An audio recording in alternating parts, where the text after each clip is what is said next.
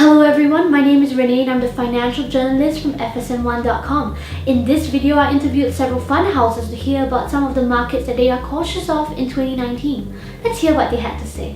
We are at the tail end of the recovery since Lehman crisis, and many companies may overextend itself during the low interest rate environment.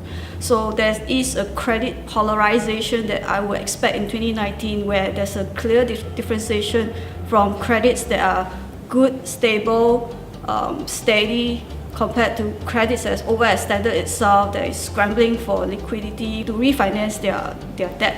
Clearly something which has hit global economies as well is the trade war.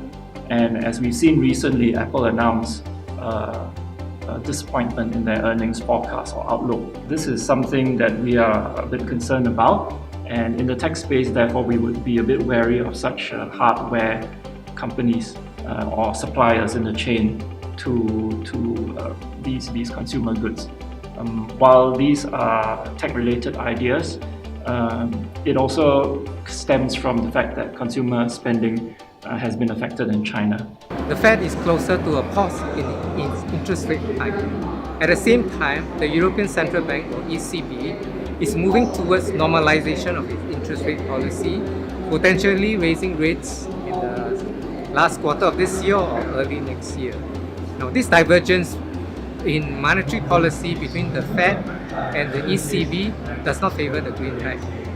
Meanwhile, a widening US budget deficit and limited room for fiscal stimulus against a backdrop of softer US economic growth leaves the Trump administration with little choice but to tolerate a weaker US dollar.